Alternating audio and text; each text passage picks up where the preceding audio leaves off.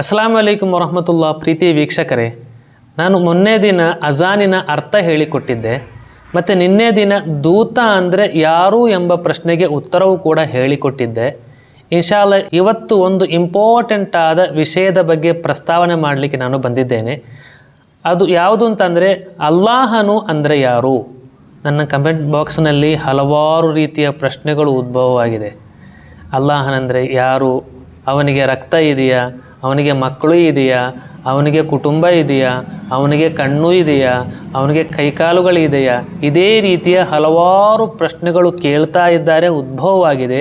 ಈ ಎಲ್ಲ ಪ್ರಶ್ನೆಗಳಿಗೆ ಒಂದೇ ವಾಕ್ಯದಲ್ಲಿ ಸಮಾನಾಗಿ ಉತ್ತರಿಸಬಹುದಾದರೆ ಎಲ್ಲ ಧರ್ಮದವರಿಗೂ ಕೂಡ ದೇವರಿದ್ದಾರೆ. ಅಂದರೆ ಹಿಂದೂಗಳಿಗೆ ಈಶ್ವರನಿದ್ದಾನೆ, ಮತ್ತು ನಮ್ಮ ಕ್ರಿಶ್ಚಿಯನ್ ಧರ್ಮದವರಿಗೆ ಯೇಸು ಇದ್ದಾನೆ, ಮತ್ತು ನಮ್ಮ ಮುಸಲ್ಮಾನ್ ಧರ್ಮದವರಿಗೆ ಅಲ್ಲಾಹನಿದ್ದಾನೆ. ಅಂದರೆ ದೇವನೊಬ್ಬನೇ, ನಾಮ ಹಲವು ಎಂಬಂತೆ ಕೇವಲ ಹೆಸರಿನ ಬದಲಾವಣೆ ಅಷ್ಟೇ ಆಗ್ತಾ ಇರುವುದು ಎಂಬಂಥ ವಿಶ್ವಾಸ ನೀವು ಇಡಬೇಕಾಗಿದೆ. ಆದರೆ ಮುಸಲ್ಮಾನರ ಪ್ರಕಾರ ಅಲ್ಲಾಹನ ಬಗೆಗಿನ ವಿಶ್ವಾಸ ಯಾವ ರೀತಿಯಲ್ಲಿ ಇದೆ ಅಂತ ಅಂದರೆ ಹಲವಾರು ರೀತಿಯ ವಿಶ್ವಾಸಗಳು ಕೂಡ ಇದೆ. ಅದರಲ್ಲಿ ಪ್ರಮುಖವಾದ 5 ವಿಶೇಷತೆಗಳಿದೆ. ಅದರಲ್ಲಿ ಒಂದನೇ ವಿಷಯ ಯಾವುದು ಅಂತಂದರೆ ಅಲ್ಲಾಹನು ಒಬ್ಬನಾಗಿದ್ದಾನೆ ಎಂಬಂತಹ ವಿಶ್ವಾಸ. ಇಡೀ ಪ್ರಪಂಚಕ್ಕೆ, ಆಫ್ರಿಕಕ್ಕಾಗಲಿ, ಅಮೇರಿಕಕ್ಕಾಗಲಿ, ಇಂಡಿಯಾಗಾಗಲಿ, ಇಡೀ ಪ್ರಪಂಚಕ್ಕೆ ಒಬ್ಬನೇ ದೈವ, ಅದು ಅಲ್ಲಾ ಎಂಬಂತಹ ವಿಶ್ವಾಸ ನಮ್ಮಲ್ಲಿ ಮುಸಲ್ಮಾನರಲ್ಲಿ ಇದೆ.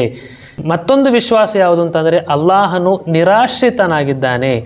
ಯಾವ ವಸ್ತುಗಳಿಗೆ ಅವನಿಗೆ ಅವಶ್ಯಕತೆ ಇಲ್ಲ, ಯಾವ ಸ್ಥಳಗಳ ಅವಶ್ಯಕತೆ ಅವನಿಗೆ ಇಲ್ಲ ಎಂಬಂತಹ ವಿಶ್ವಾಸ ನಮಗೆ ಮುಸಲ್ಮಾನರಿಗೆ ಮಾತ್ರ ಇದೆ.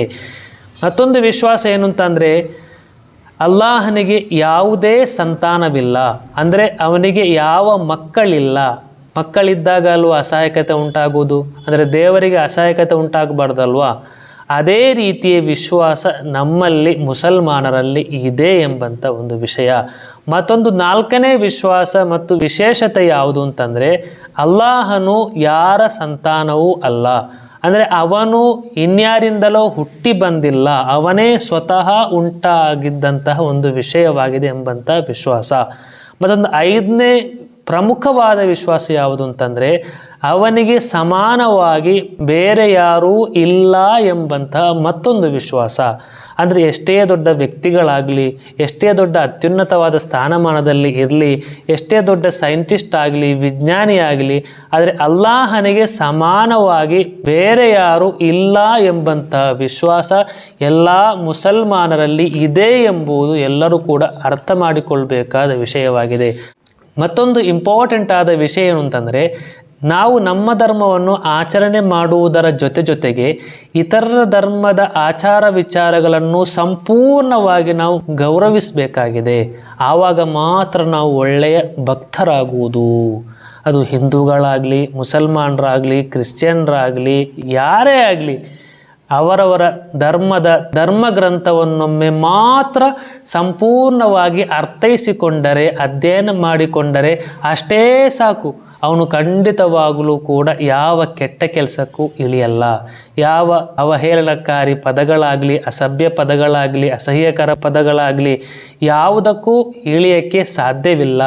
ಕಾರಣ ಯಾವುದೇ ಧರ್ಮವಾಗಲಿ ಅನ್ಯಾಯವನ್ನು ಕಲಿಸುವುದಿಲ್ಲ, ಯಾವ ಧರ್ಮವಾಗಲಿ ಭಯೋತ್ಪಾದನೆಯನ್ನು ಕಲಿಸುವುದಿಲ್ಲ, ಯಾವುದೇ ಧರ್ಮವಾಗಲಿ ದ್ವೇಷವನ್ನು ಕಲಿಸುವುದಿಲ್ಲ ಎಂಬುದನ್ನು ಎಲ್ಲರೂ ಕೂಡ ಅರ್ಥ ಮಾಡಿಕೊಳ್ಬೇಕಾದ ವಿಷಯವಾಗಿದೆ. ಆದ್ದರಿಂದ ನಾವೆಲ್ಲರೂ ಕೂಡ ಒಳ್ಳೆಯ ಮನುಷ್ಯರಾಗಬೇಕು. ಎಲ್ರಿಗೂ ಒಳ್ಳೆಯದಾಗಲಿ. ಶುಭ ಸಂಜೆ.